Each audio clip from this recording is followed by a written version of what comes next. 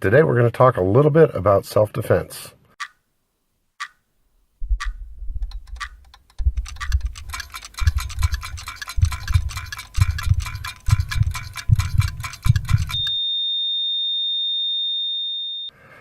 Psalm 82:4 says, "Rescue the weak and the needy, deliver them from the hand of the wicked." This doesn't mean you have to suit up and run out and become a superhero. What it does mean is you have to be prepared to intervene when you see something that is unjust occurring.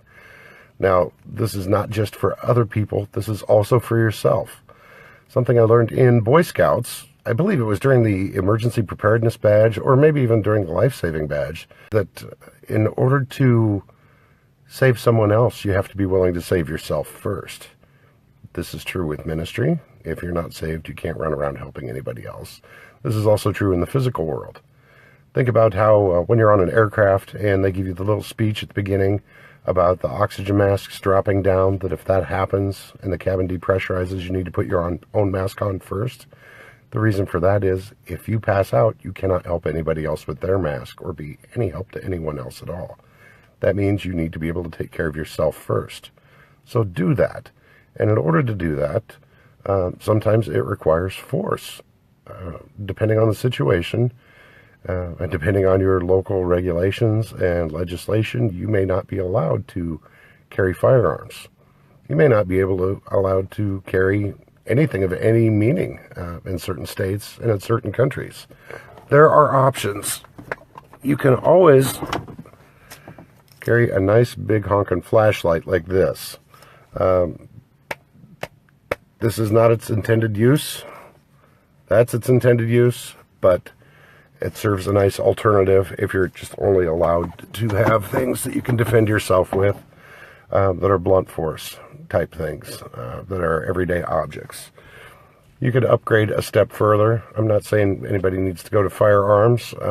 That would be my personal preference. That's going to be the most effective, but not everybody's comfortable with using a firearm, or not everybody's allowed to. So that's fine, and there are tons of legal ramifications to doing that. So that's something you'd want to investigate thoroughly before you even consider doing that. I'm not a lawyer, don't play one on TV, and don't want to give anybody legal advice.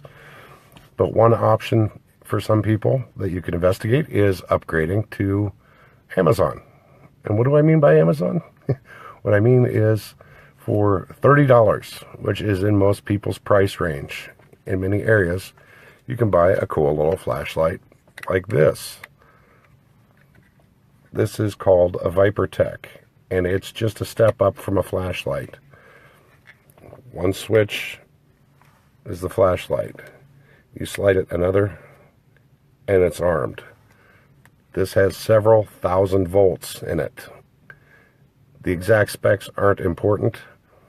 Scientifically, you can know that it takes 10,000 volts to jump 1 centimeter of space, and that's a little more than 1 centimeter, but what it gets you is this. And what it gets a bad guy is a very bad wake-up call. So what you would want to do is make sure that you're able to take care of any bad guys that would threaten your home or threaten your family.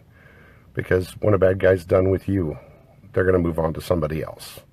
And if they're not checked, then you're not rescuing the needy and the helpless. You're not helping to protect or defend anybody. So I'd encourage you to do your research, perhaps pick up a book called A Time to Kill that goes through all the ramifications of self-defense for Christians, including pepper spray and several other weapons up to and including firearms, and how to deal with some of the things that you may run across in your own heart as you figure out what it is that you need to do to be able to take care of business and be able to defend and protect those that you love and just those that need and deserve the help that a disciple can provide. Have a fantastic day. Consider these things. It's a little heavy for a Monday, but it's definitely got a good payoff to be able to think this through. Be blessed.